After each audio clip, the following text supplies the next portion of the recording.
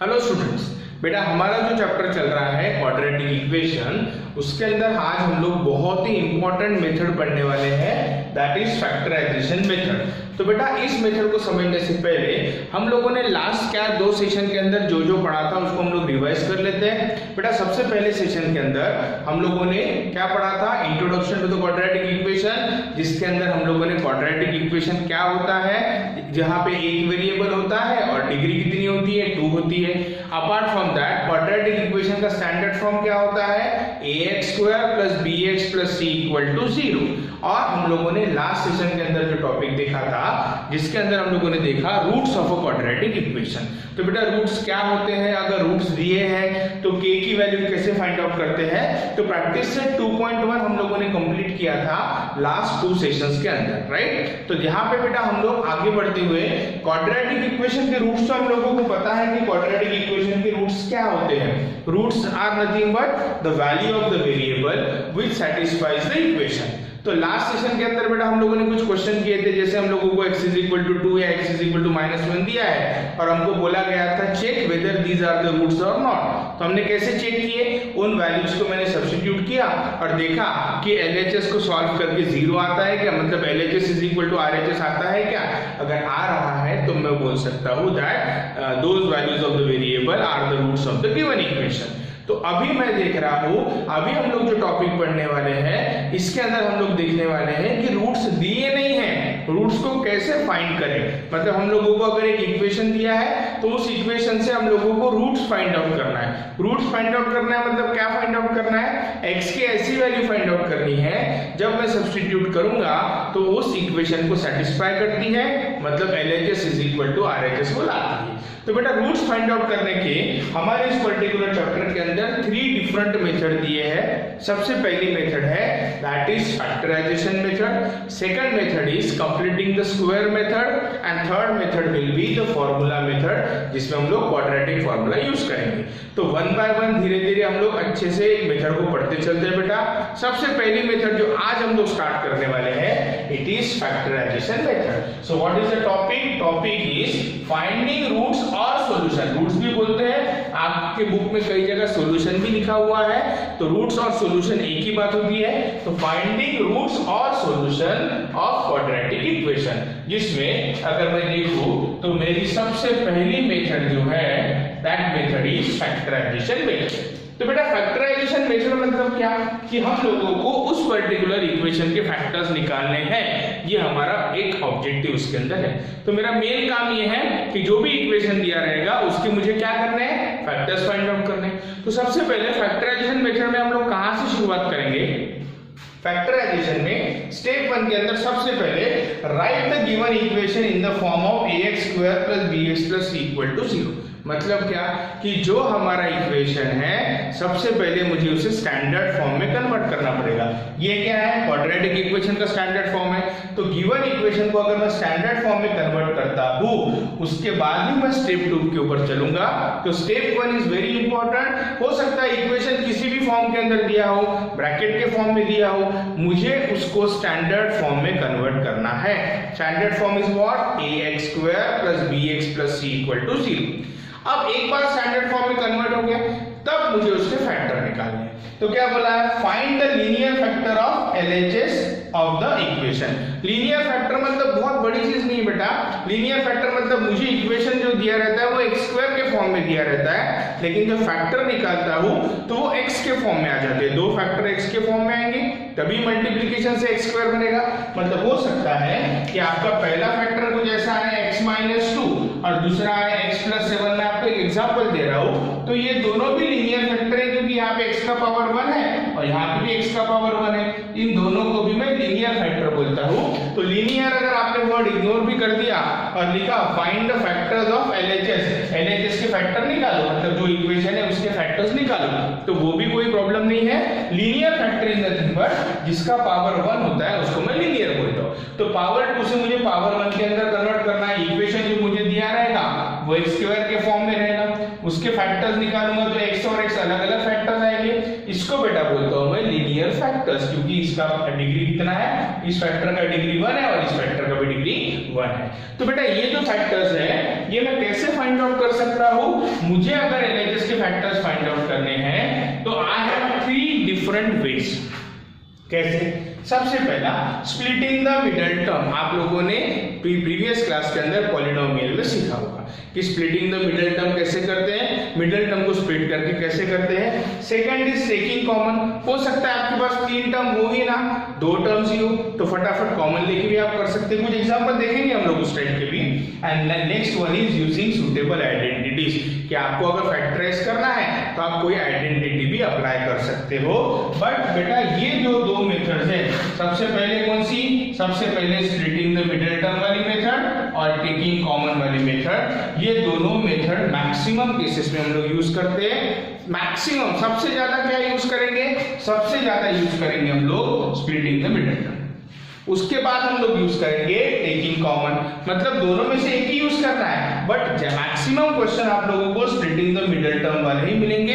कुछ क्वेश्चंस आप लोगों को टेकिंग मतलब कुछ कॉमन लेके सॉल्व करने वाले मिल सकते हैं, और बहुत ही रेयर क्वेश्चन आप लोगों को आइडेंटिटी अप्लाई करने के लिए मिल सकते हैं। तो therefore splitting the middle term, taking common और यूजिंग सुटेबल आइडेंटिटीज, इन तीनों में से कोई आइडेंटिटी, मतलब हम लोग जानते हैं फैक्टराइजेशन की आइडेंटिटी हमने सीखी है, वो आइडेंटिटी भी हम लोग यूज करके फैक्टराइज कर सकते हैं। तो ये तीनों में से कोई भी एक मेथड यूज करना है and find the factor of LHS of the equation. मतलब LHS जो रहेगा क्या है? LHS ax² + bx + c के फॉर्म में जो रहेगा उसके मुझे फैक्टर निकालने, और जब फैक्टर आ जाएंगे तब फैक्टर को equate the obtained factor with 0 के साथ उसको इक्वेट करना है। और 0 के साथ जैसे आप इक्वेट करते हो आप लोगों को वेरिएबल की वैल्यू, मतलब x की वैल्यू, y की वैल्यू, जो भी वेरिएबल रहेगा उसकी वैल्यू मिल जाएगी। राइट? तो बहुत ही आसान स्टेप है बेटा फैक्टराइजेशन मेथड के। सबसे पहले हम लोगों को क्या करना है?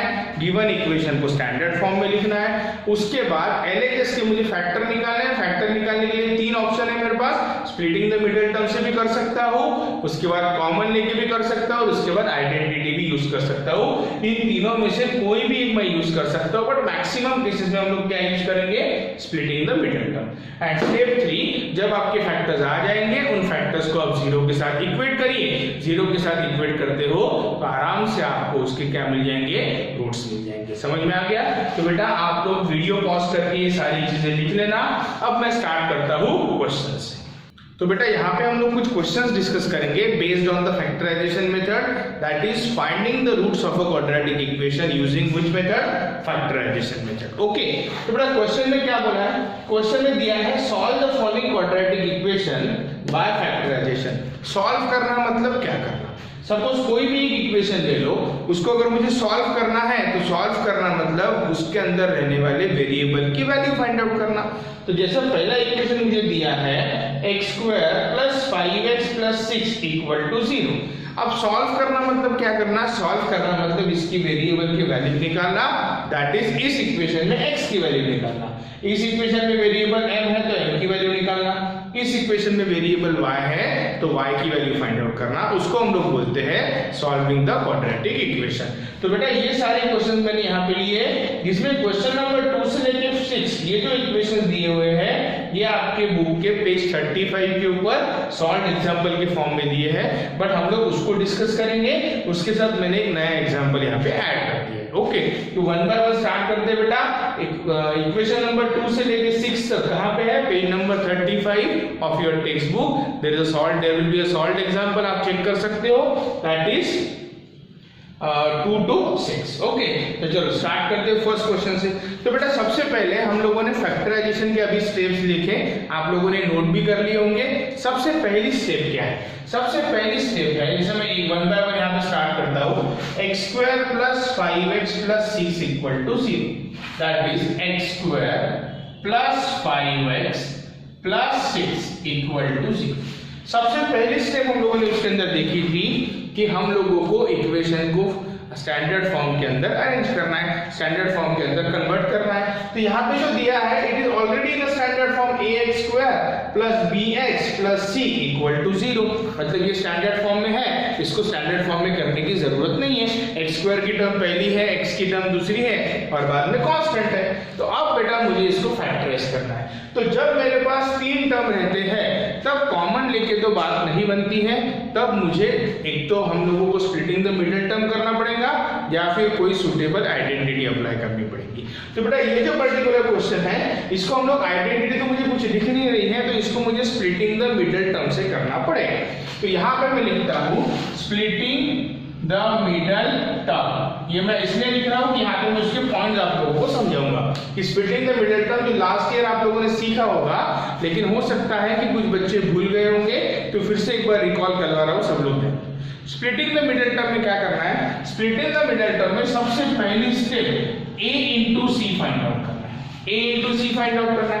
अब a into c find out करना है मतलब हमारा जो इक्वेशन दिया है वो अगर इक्वेशन कुछ इस फॉर्म में अगर मैं इसको कंपेयर करूं, कौन से फॉर्म में, ax² plus bx plus c equal to 0।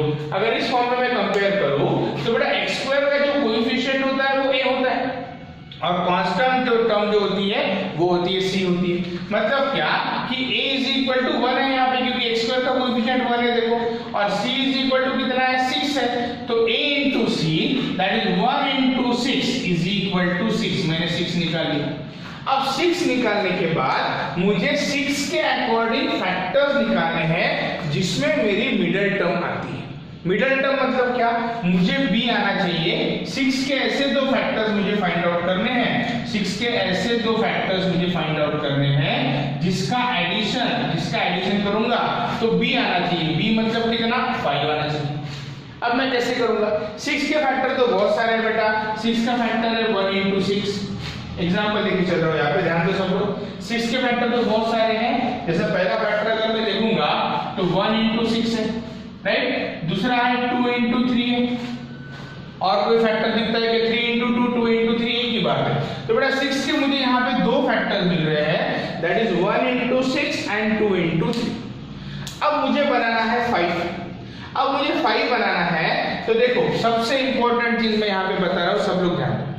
अगर यहाँ पे पॉजिटिव रहता है, +6 रहता है, मतलब +6 भी रह सकता है, -6 भी रह सकता है, वो तो हमें वैल्यू कैसे दी है उसके ऊपर डिपेंड करता है। यहाँ पे इसका प्रोडक्ट +6 है, तो +6 अगर प्रोडक्ट है तो ये अगर प्लस है तो ध्यान में रखना, एक तो आपके दोनों फैक्टर प्लस रहेंगे या फिर दोनों फैक्टर माइनस रहेंगे। क्यों, क्योंकि प्लस प्लस का ही मल्टीप्लिकेशन प्लस होता है, माइनस माइनस का भी मल्टीप्लिकेशन प्लस होता है, बट एक फैक्टर पॉजिटिव और दूसरा नेगेटिव नहीं रह सकता, क्योंकि पॉजिटिव इनटू नेगेटिव कभी भी पॉजिटिव नहीं। मतलब क्या कि अगर आपको यहाँ पे पॉजिटिव वैल्यू दी है तो आपकी ये दोनों फैक्टर्स यहाँ पे आ सकते हैं। अब दोनों फैक्टर एक तो प्लस रहेंगे, दोनों फैक्टर एक तो माइनस रहेंगे। यहाँ पे मुझे +5 है, तो +5 है तो फैक्टर्स क्या रहेंगे, प्लस रहेंगे कि माइनस रहेंगे, प्लस रहेंगे। तो मतलब क्या, यहाँ पे इस केस के अंदर इसके दोनों भी फैक्टर पॉजिटिव आने वाले हैं। अब मुझे बताओ, यहाँ पे पहला फैक्टर मैंने 1 ले लिया और 6 ले लिया, तो 1 + 6 = 5 होगा क्या, बिल्कुल नहीं होगा। अगर पहला फैक्टर 2 लिया, दूसरा फैक्टर 3 लिया, तो 2 + 3 = 5 होगा क्या, यस 2 + 3 = 5 हो सकता है। मतलब यहाँ पे जो फैक्टर आएंगे वो +2 और +5 आएंगे। अब +2 और +5 फैक्टर आने के बाद एक बार मैं वेरीफाई कर लेता हूँ कि क्या मैंने सही फैक्टर्स निकाले हैं क्या। सबसे पहले दोनों फैक्टर का मल्टीप्लिकेशन करके देखो, दोनों +2 और +3, यहाँ गलत लिख दिया बेटा, +2 और +3, 2 into 3 है, +2 और +3। ओके, तो यहाँ मैं देखो 2 into 3 दोनों का मल्टीप्लिकेशन करूंगा तो 6 आ रहा है जो a into c है, और दोनों का अगर एडिशन करूंगा तो 2 + 3 = 5 आ रहा है, मतलब b आ रहा है। तो क्या 5 को मैं ब्रेक करके 2 और 3 के फॉर्म में लिख सकता हूँ क्या, बिल्कुल लिख सकता हूँ बेटा। देखो मैं कैसे लिखता हूँ, तो अगर मैं इसके अगली स्टेप लिखूं तो वो होगा x² + 2x + 3x + 6 = 0। मतलब 5x का ब्रेकअप कर दिया मैंने किसके अंदर, 2x और 3x के फॉर्म में। इसी को बोला जाता है splitting the middle term. Middle term को मैंने स्प्लिट कर दिया। स्प्लिट कर दिया मतलब दो टर्म में स्प्लिट किया। दो टर्म में अगर मैं स्प्लिट कर रहा हूँ स्प्लिटिंग द मिडिल टर्म से, सबसे इंपॉर्टेंट चीज कैसे भी इसको स्प्लिट नहीं कर सकते। मतलब 5x की जगह 1x + 4x भी लिख सकता हूँ, 2x + 3x मैंने लिखा, समझ में आ रहा है, 0x + 5x भी लिख सकता हूँ। कैसे भी स्प्लिट नहीं करना है, ऐसे स्प्लिट करना है जिनका मल्टीप्लिकेशन क्या आना चाहिए, 6 आना चाहिए। जैसा 6 आना चाहिए मतलब क्या आना चाहिए, a इंटू सी आना चाहिए। समझ में आ गया सबको? ये पहला क्वेश्चन है बेटा, मैं एक्सप्लेन करते चल रहा हूँ। आगे क्वेश्चन में भी मैं इसी तरह से डिटेल में आप लोगों को एक्सप्लेन करूंगा, बट यहाँ पे आपको समझना है, आप जो फैक्टर्स में स्प्लिट करते हो उनका मल्टीप्लिकेशन a इंटू सी, जैसे a इंटू सी 6 है यहाँ पे, तो 2 और 3 का मल्टीप्लिकेशन 6 आ रहा है, ओके। 2 + 3 = 5 आ रहा है, ओके। मतलब क्या कि आपका स्प्लिटिंग परफेक्ट है। अब चलते हैं आगे। अब आपने क्या किया, स्प्लिट करके किया क्या, रूट्स निकाल लिए क्या? नहीं, स्प्लिट करके आपने 3 टर्म्स को 4 टर्म में कन्वर्ट कर दिया। और 4 टर्म में जब कन्वर्ट करेंगे तो पहले 2 टर्म का एक सेट बनाना है और बाद के 2 टर्म का एक सेट बनाना है। तो पहले 2 टर्म का अगर मैं सेट बनाता हूं, उसमें से कॉमन लेना है। इन दोनों में से क्या कॉमन आएगा? x कॉमन आएगा, बचेगा क्या? x + 2। इन दोनों में से क्या कॉमन आएगा भाई? 3 कॉमन आएगा, मतलब +3 कॉमन आ गया, बचा क्या? x + 2। x + 2 क्यों? 6 में से अगर 3 निकल गया, 3 2 6 होता है, 3 निकल गया तो बचेगा कितना? 2 = 0। अब बेटा पहले मेरे पास 4 टर्म थे, लेकिन मैंने कॉमन निकाला ना, तो ये एक टर्म हो गई और ये एक टर्म हो गई, उसके बीच में साइन क्या है? प्लस। अब इन दोनों में से फिर से x + 2 कॉमन आता है, तो x + 2 कॉमन आ गया और अगला आ गया x + 3 = कितना? 0। अब दोनों फैक्टर आ गए, वहां पे वर्डिंग थी लीनियर फैक्टर। लीनियर का मतलब क्या है? जिसकी डिग्री कितनी होती है? 1। इस फैक्टर का भी पावर 1 है, इस फैक्टर में भी पावर 1 है, तो ये दोनों कौन से फैक्टर्स आ गए? लीनियर फैक्टर आ गए। सो x + 2 x + 3 = 0। अब मेरा पहला स्टेप था स्टैंडर्ड फॉर्म में कन्वर्ट करो, कर दिया भाई। दूसरा स्टेप था फैक्टर बनाओ, फैक्टर निकाल लिए। तीसरा स्टेप था फैक्टर को 0 के साथ इक्वेट करो। सो देयरफॉर x + 2 = 0 और x + 3 = 0। आपने ये सर 0 क्यों इक्वेट किया? ध्यान से समझना है बेटा, एक मैं आप लोगों को स्टेटमेंट बता रहा हूं, उससे आपको समझ में आएगा। दुनिया में किसी भी 2 नंबर का मल्टीप्लिकेशन 0 नहीं हो सकता। 5 × 7 0 होता है क्या? नहीं। 10 × 20 0 होता है क्या? नहीं। -3 × 11 0 होता है क्या? नहीं। 0 कब होता है? जब दोनों में से एक तो भी नंबर 0 होना चाहिए। 0 × 7 0, 5 × 0 0, 0 × -3 0। तो मुझे बताओ ये 0 है कि ये 0 है? आपको क्या पता? आपको नहीं पता, इसीलिए एक तो ये 0 होगा और ये 0 होगा। दोनों में से एक नंबर, एक तो ये 0 होगा और ये 0 होगा, इसीलिए हम लोग फैक्टर्स को 0 के साथ इक्वेट करते हैं। समझ में आ गया हम लोग सबको? सो x + 2 = 0 और x + 3 = 0। सो देयरफॉर x = ये आया बेटा -2 और x = ये कितना आ गया? -3। तो दोनों वैल्यू निकल गई। सो मैं लिखूंगा therefore -2 and -3 are what? Roots. Solve करना है मतलब रूट्स निकालना, roots of given quadratic equation. इस क्वाड्रेटिक इक्वेशन के रूट्स क्या आ गए? -2 एंड -3। अब रूट्स है या नहीं कैसे चेक करेंगे? सब्स्टिट्यूट करके आप देख लो। चलो सब्स्टिट्यूट करते हैं। अगर मैं -2 यहाँ पे सब्स्टिट्यूट करूंगा तो ये क्या होगा? -2 का स्क्वायर कितना आएगा? +4। -2 × +5 कितना होगा? -10 और +6, तो 6 + 4 10 - 10 कितना आ गया? 0। देखो -2 वेरीफाई हो गया। -3 अगर सब्स्टिट्यूट करता हो तो -3 का स्क्वायर कितना होगा भाई? 9। -3 × 5 -15 +6, तो 9 + 6 15 -15, ये भी कितना आ गया? 0। मतलब हम लोगों ने जो रूट्स निकाले हैं उसको हम लोग वेरीफाई कर सकते हैं। तो एक बार वेरीफाई करके देख लेना। अगर हमको लगता है कि डाउट है तो एक बार जरूर वेरीफाई करके देख लेना। तो बेटा हम लोगों ने क्या देखा स्प्लिटिंग द मिडिल टर्म में? सबसे पहले a × c निकालना। a is what? Coefficient of x², c is what? Constant term. a × c का जो प्रोडक्ट आएगा उसके फैक्टर निकालना सच दैट जिसकी एडिशन b आनी चाहिए। ये जो मैं बोल रहा हूं ना, आप लोग लिख भी सकते हो, आपको अगर समझना है तो आप इसको नोट कर सकते हो। स्टेप नंबर 1, a × c निकालना। a is a coefficient of x² and c is a constant term. a × c का जो प्रोडक्ट आएगा उसके 2 फैक्टर्स निकालना इन सच अ वे कि उनकी एडिशन क्या आनी चाहिए भैया? b आनी चाहिए। समझ में आ रहा है सबको? तो मैंने यहाँ पे किया 1 into 6, तो 6 आ गया। 6 के मैंने दो फैक्टर निकाले सच दैट उसका एडिशन कितना आना चाहिए, 5 आना चाहिए। बाद में तो कॉमन लेके कैसे सॉल्व करना है ये आप लोग बहुत अच्छे से जानते हो, ठीक है? तो चलो इस क्वेश्चन को नोट कर लो, आगे के क्वेश्चन भी डिस्कस करते हैं। तो बेटा अब देखते हैं सेकंड क्वेश्चन। सेकंड इक्वेशन में दिया है m² - 14m + 13 = 0। यहाँ मैंने लिख के रखा है। अब क्या बताया था मैंने सबसे पहले a into c का मल्टीप्लिकेशन।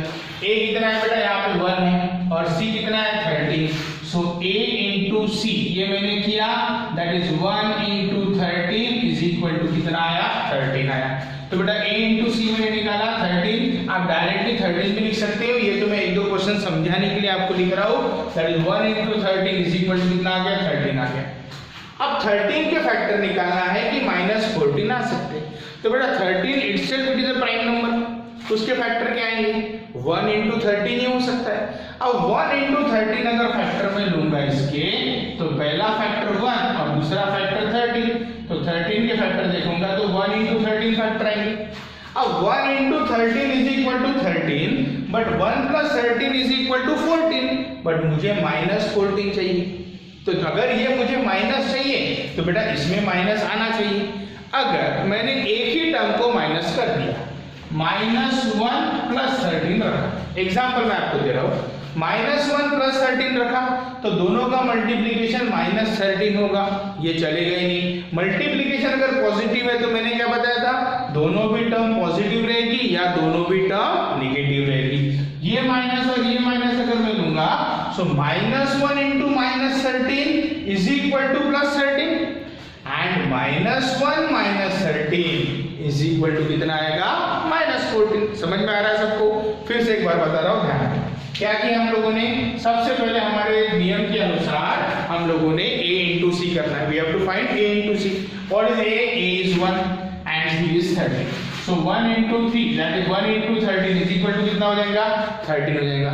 Now 13 के two factors, now 13 is positive, तो दोनों फैक्टर एक तो प्लस चाहिए या दोनों फैक्टर माइनस चाहिए, क्योंकि माइनस इंटू प्लस करोगे तो नेगेटिव आएगा।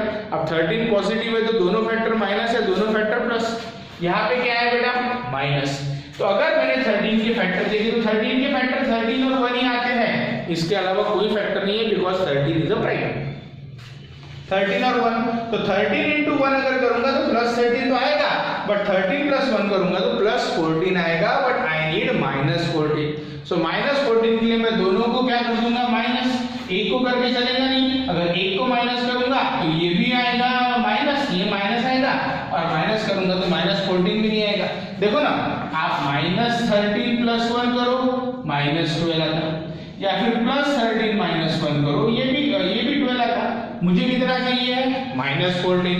इसलिए मुझे क्या करना पड़ेगा, मुझे दोनों भी फैक्टर को नेगेटिव करना पड़ेगा, -13 - 1। सो -13 - 1 आ गया, दोनों का एडिशन -14, दोनों का प्रोडक्ट +13। अब मैं यहाँ पे लिखता हूं तो क्या होगा बताओ, ये होगा m² - 13m - m + 13 = 0। ये समझ में आ गया? मैंने क्या किया, -14m को दो फैक्टर में डिवाइड कर दिया। कौन से बेटे, -13m और -m। -m मतलब -1m, एक ही बात है। सो अब देखूंगा इन दोनों में कॉमन क्या आता है भाई, m कॉमन आता है, तो बचेगा क्या, बचेगा m - 13। यहाँ पे इन दोनों में क्या कॉमन आता है बताओ, इन दोनों में कॉमन आता है 1 भी आ सकता है और -1 भी आ सकता है। वैसे तो कुछ कॉमन आता ही नहीं, यहाँ पे m है और यहाँ पे 13 है, बट बेटा कॉमन 1 तो हर जगह से आता है। तो अगर मैं +1 कॉमन लूंगा तो m माइनस रहेगा, 13 प्लस रहेगा, लेकिन मुझे m प्लस चाहिए और 13 क्या चाहिए, माइनस, इसीलिए मैं माइनस कॉमन निकालता हूँ। तो -1 अगर कॉमन ले लिया तो -m के में से माइनस कॉमन आ गया तो m हो गया प्लस, और 13 में से माइनस कॉमन आ गया तो 13 क्या हो गया, माइनस, क्योंकि माइनस इंटू माइनस तब जाके प्लस बनेगा ना, माइनस इंटू प्लस तब जाके माइनस बनेगा। सो -1 कॉमन ले लिया, m - 13 = कितना आ गया बेटा, 0। यहाँ पे काफी बच्चे गड़बड़ करते हैं, जब भी आप फैक्टर निकालते हो तो एक बार मल्टीप्लाई करके चेक कर लेना कि ऊपर की वैल्यू आ रही है या नहीं। ओके, सो देयरफॉर ये एक टर्म m माइनस 13 तो चलो m minus 13 common, m minus 1 common equal to 0। अब दो नंबर का मल्टीप्लीकेशन 0 कब हो सकता है भाई? जब दोनों में से एक नंबर 0 हो। एक तो ये 0 होगा या फिर ये 0 होगा, इसलिए और मैं लिखता हूं therefore m minus 13 equal to 0 और m minus 1 equal to 0। So m is equal to 13। समझ में आ रहा है ना? और m इज इक्वल टू 1। दो वैल्यूज m की आ गई। सो therefore 13 and 1 are what? Roots of given quadratic equation। given quadratic equation के रूट्स क्या आ गए? 13 और 1। समझ में आ गया सबको? तो चलो आप इसको नोट कर लो, देख वीडियो पॉज करके। अब मैं स्टार्ट कर रहा हूं थर्ड क्वेश्चन, राइट? तो बेटा वीडियो पॉज करके इसको नोट कर देना।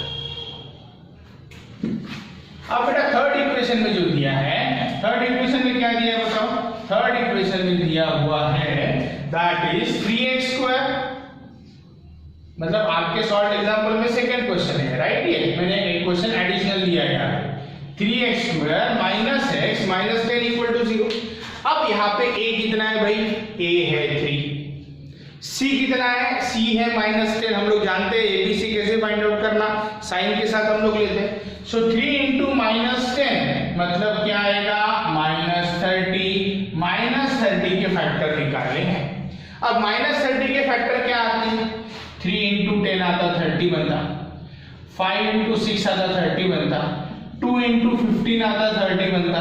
मतलब एक कॉमन फैक्टर जो मैं यहाँ पे निकाल रहा हूँ, तो ये फैक्टर्स कुछ आ सकते हैं। अब 1 x का कोएफिशिएंट 1 है, 1 कहाँ पे मिल रहा है मुझे?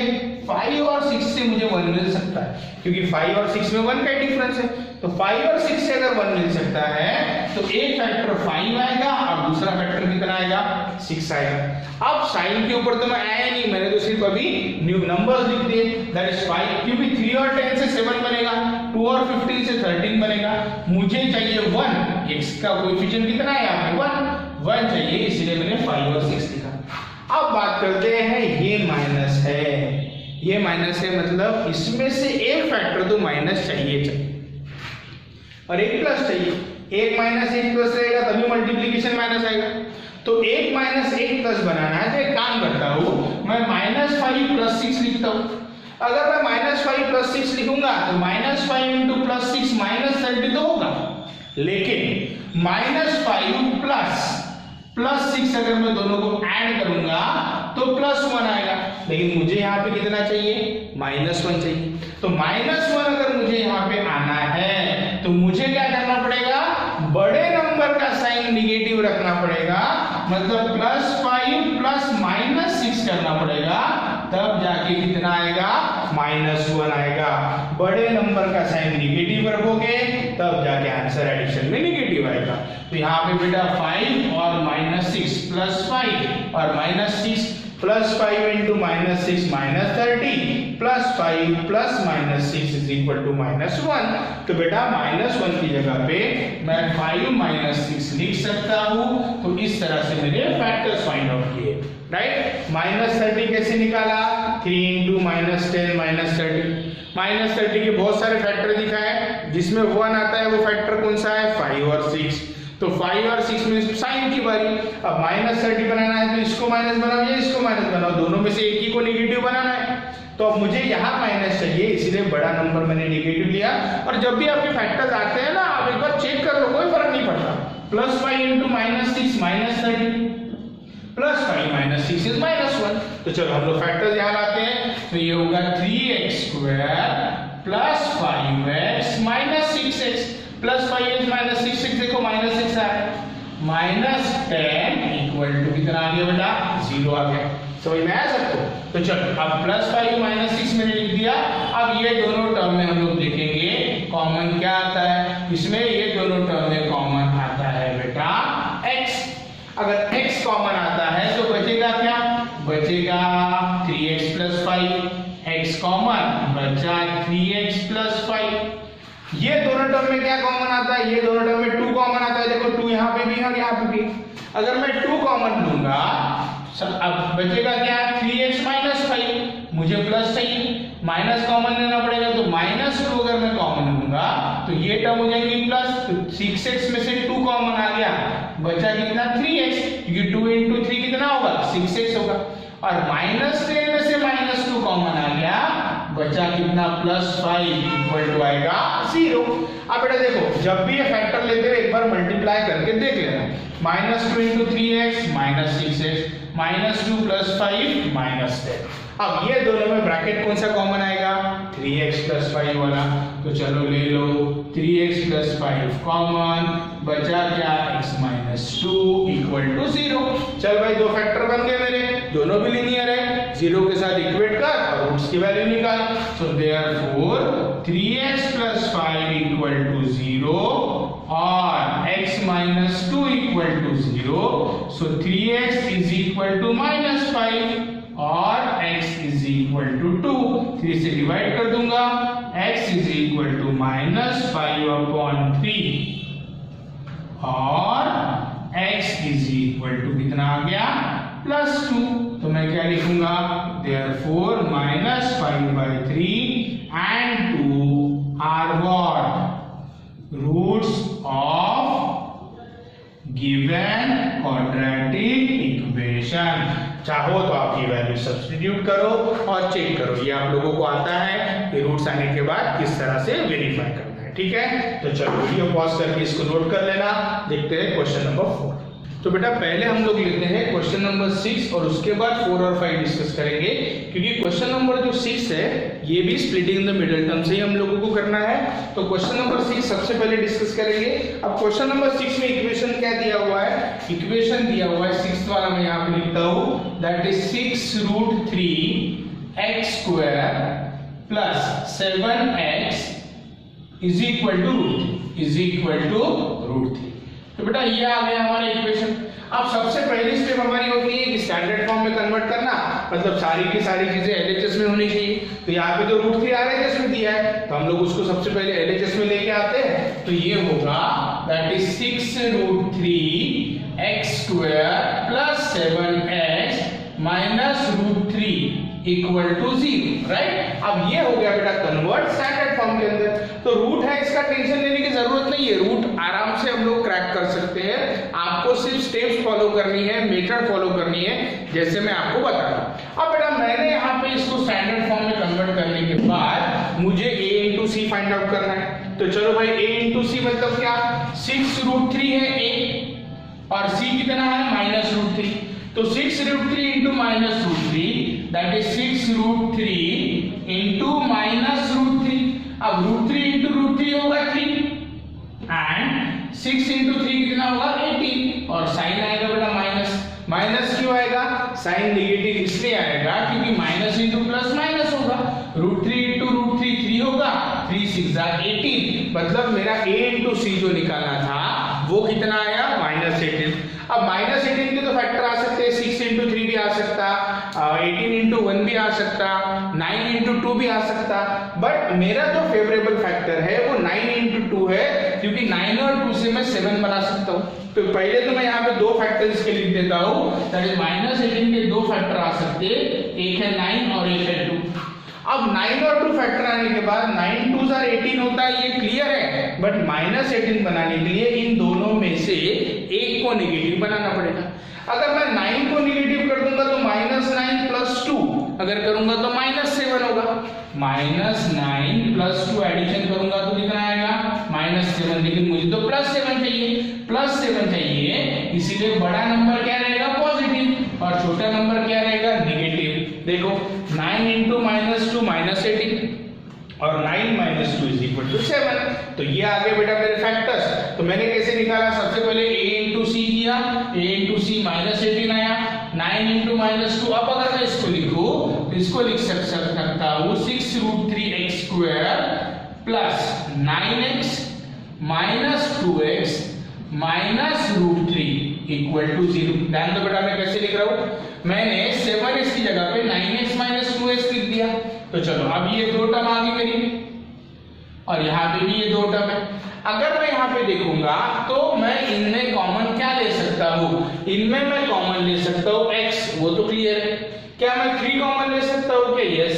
क्या मैं √3 भी कॉमन ले सकता हूँ क्या, यस। ध्यान देना बेटा, अगर मैं 9 को लिखूंगा तो 9 को मैं लिख सकता हूँ 3 into 3, मतलब क्या 3 into √3 समझ में आ रहा है सबको। तो 9 की जगह पे 3 into √3 मैं आराम से लिख सकता हूँ। अगर मैं 9 की जगह पे 3 into √3 लिखूं तो ये क्या बनेगा 6√3 x² प्लस 9 की जगह पे लिखता हूँ 3 into √3 x, ये हो गया 9, √3 into √3 3 3 3 9 माइनस 2x माइनस √3 = 0। अब अगर मैं देखूंगा तो 6 को मैं कैसे लिख सकता हूँ, तो बेटा 6 को लिख सकता हूँ 2 into 3। तो मैंने इस स्टेप के अंदर क्या किया, मैंने इस स्टेप के अंदर 6 के फैक्टर्स निकाल लिए 2 into 3, 9 के फैक्टर्स निकाल लिए 3 into √3 ये समझ में आ गया होगा सबको। बेटा कॉमन निकालने के लिए मुझे उसके फैक्टर तो पता होने चाहिए। सो 9 के फैक्टर क्या है 3 into √3 और 6 के फैक्टर है 2 into 3। अब अगर मैं देखूंगा तो 3√3 यहाँ पे भी है, 3√3 यहाँ पे भी है और x यहाँ पे भी है, x यहाँ पे भी है। तो मैं इसमें से अगर कॉमन निकालूंगा तो 3√3x कॉमन ले लिया। यहाँ कितना बचा, यहाँ बचेगा 2 और x² में x बचेगा, प्लस यहाँ पे बेटा 3√3x कॉमन ले लिया तो बचा कितना √3 बचा, तो 2 + √3 यहाँ बच जाएगा। तो 3√3x कॉमन, यहाँ बचा 2x, यहाँ 3√3 बाहर आ गया, यहाँ √3 बचा, x भी बाहर आ गया। अब दोनों में देखेंगे तो दोनों में -1 कॉमन आता है, -1 कॉमन आएगा तो ये बनेगा, -1 कॉमन आएगा तो ये बनेगा 2x + √3 = 0। सो बेटा -1 अगर कॉमन आ गया, आपने +1 भी कॉमन ले सकते हो, लेकिन क्या ये दोनों ब्रैकेट सेम बनेगी, क्या नहीं बनेगी। दोनों ब्रैकेट सेम बनाने के लिए मैंने कॉमन क्या ले लिया, -1 ले लिया, -1 इन ब्रैकेट 2x + 3। अब बेटा 2x + 3 यहाँ पे भी है, 2x + 3 यहाँ पे भी है, दोनों में कॉमन ले लो 2x + 3। So 2x + 3 common, that is 3√3x - 1 = 0। सो एक ब्रैकेट आ गया बेटा 2x + √3 और एक आ गया 3√3x - 1 = 0। अब मुझे बताओ दो इसका मल्टीप्लिकेशन 0 कब होता है, जब दोनों में से एक फैक्टर 0 होता है। तो इसको 0 करूंगा और इसको 0 करूंगा तो क्या होगा बताओ, अगर मैं 0 करता हूं तो ये होगा 2x + √3 = 0 और 3√3x - 1 = 0।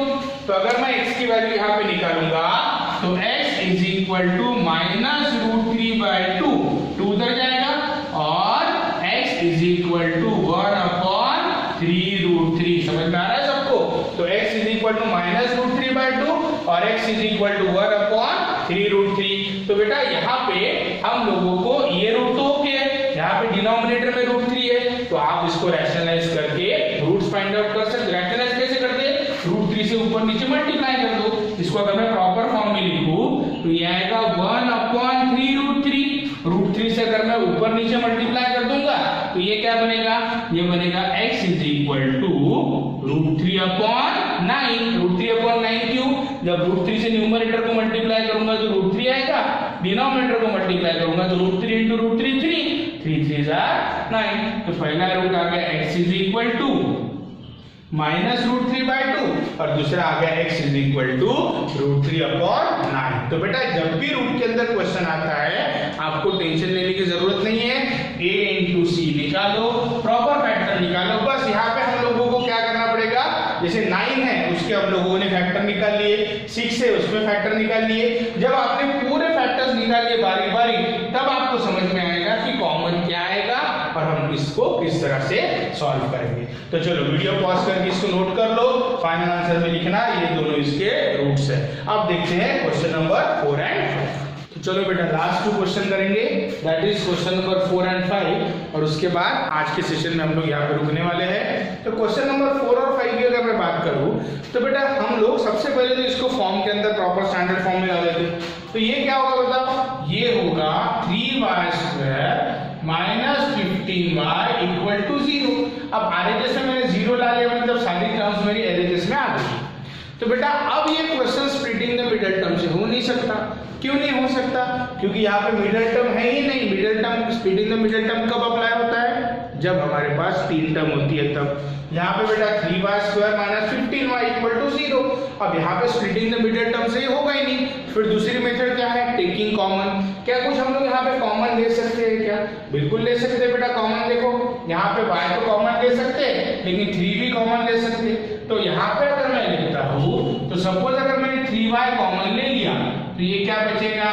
y minus 5 equal to 0। y minus 5 equal to 0। So ये आ गया बेटा 3y और ये आ गया y माइनस 5 इक्वल टू 0 आ गया। अब अगर ये दो टर्म्स मेरे पास है, तो ये दो टर्म के अंदर दोनों का मल्टीप्लिकेशन 0 है। तो अब मैं इसके अलावा तो कुछ नहीं कर सकता, 3 से डिवाइड करके 0 कर सकता, उसके अलावा तो कुछ नहीं कर सकता। सो देयरफॉर मैं लिखता हूँ 3y इक्वल टू 0 और y माइनस 5 इक्वल टू 0। सो 3 से अगर डिवाइड करूंगा तो y इज इक्वल टू 0/3 और y is equal to 5। 0/3 is equal to कितना होगा? 0। So therefore y is equal to 0 और y इज इक्वल टू 5। दो रूट्स आ गए बेटा, एक है 0 और दूसरा कितना है? 5 है। तो ध्यान से समझना है हम लोगों को, जब भी दो टर्म रही तब हम लोग splitting the middle term apply नहीं कर सकते। एक तो आपको कॉमन लेना पड़ेगा या फिर उसके अंदर कोई आइडेंटिटी ढूंढना पड़ेगा। तो ये जो क्वेश्चन था जिसके अंदर हम लोगों ने कॉमन लेके सॉल्व किया। अब नेक्स्ट क्वेश्चन देखो बेटा, नेक्स्ट क्वेश्चन में मुझे आइडेंटिटी अप्लाई करनी है। यहाँ पे अगर देखूंगा तो ये क्या होगा? x² minus 3 equal to 0। अब कॉमन क्यों नहीं ले सकता? क्योंकि इन दोनों में कुछ कॉमन आता ही नहीं। देखो कॉमन कुछ आएगा कि हाँ x² है और वहां पे 3 है, तो आइडेंटिटी कौन सी लगेगी? तो बेटा अगर मैं इसको देखता हूं तो ये होगा x² माइनस √3 का स्क्वायर इज इक्वल टू 0। 3 को मैं लिख सकता हूँ √3 का स्क्वायर, क्योंकि √3 का स्क्वायर होगा 3। अब बेटा यहाँ फॉर्म बनाया मैंने, देखो फैक्टर्स अगर बनाने हैं तो a² माइनस b² वाली आइडेंटिटी मैक्सिमम केसेस पे यूज होगी। तो ये होगा a² माइनस इसको b² बनाना था, इसलिए √3 का स्क्वायर बनाया। तो a² माइनस b² क्या होता है? a plus b, a minus b। तो ये होगा x माइनस √3 और x प्लस √3 इक्वल टू कितना आ गया? 0। x minus √3 x plus √3 equal to 0। a minus b, a plus b। a है x, b है √3। अब दो फैक्टर्स आ गए, चलो इक्वेट कर दो। So therefore x minus √3 equal to 0 और x प्लस √3 इक्वल टू 0। तो x इज इक्वल टू ये होगा √3 और ये होगा x is equal to minus √3। तो बेटा दो रूट्स आ गए। So therefore √3 and minus √3 are roots of quadratic equation. यहाँ पे क्या लिखेंगे? 0 और 5 are the roots of quadratic equation. तो बेटा ये दोनों भी क्वेश्चन मैंने एक साथ यहाँ पे सॉल्व किए। जब भी हमारे पास दो टर्म्स होती है, वेदर दो टर्म जब रहती है, तब एक तो हम लोग कॉमन लेंगे या फिर आइडेंटिटी की सर्च करके आइडेंटिटी अप्लाई करेंगे। ठीक है, तो आज हम लोगों ने बेटा सारे सॉल्व एग्जांपल कवर कर लिए हैं और आप लोगों को स्प्लिटिंग द मिडिल टर्म या फिर कॉमन लेना या फिर आइडेंटिटी यूज करना, ये कॉन्सेप्ट समझ में आ गया होगा। मतलब फैक्टराइजेशन मेथड का आज मैंने डिटेल में एक्सप्लेनेशन दिया है अलॉन्ग विद सब क्वेश्चंस, राइट। तो बेटा नेक्स्ट सेशन के अंदर मैं प्रॉब्लम सेट स्टार्ट करूंगा, that will be practice set start करूंगा। प्रैक्टिस सेट 2.1 अपना पहले कंप्लीट हो गया था, अभी प्रैक्टिस सेट 2.2 स्टार्ट करेंगे। लेकिन मैं चाहता हूं कि आज अगर आपके पास समय है तो प्रैक्टिस सेट 2.2 के क्वेश्चन आप लोग स्टार्ट कर दीजिए सॉल्व करना। हो सकता है कि वो क्वेश्चन आप लोग सॉल्व करेंगे, कुछ क्वेश्चन आपको जमेंगे, हो सकता है कुछ क्वेश्चन में दिक्कत जाए, उसका टेंशन लेने की जरूरत नहीं है। नेक्स्ट सेशन के अंदर हम लोग पूरा प्रैक्टिस सेट 2.2 डिस्कस करेंगे। समझ में आ गया सबको? तो चलो जितना भी लिखे क्वेश्चन सारे नोट कर लो। मैं जानता हूँ आपके बुक में लिखे हुए हैं, बट जब तक आप हाथ से नहीं लिखोगे अपने कॉपी में, जब तक आपके हाथों के थ्रू क्वेश्चंस नहीं जाएंगे, आपको समझने में दिक्कत होगी। इसीलिए जितने भी क्वेश्चंस बने वो कॉपी में नोट करते चलो। और आज आपका टास्क है कौन सा? प्रैक्टिस सेट 2.2 को ट्राई करना है। ठीक है, थैंक यू।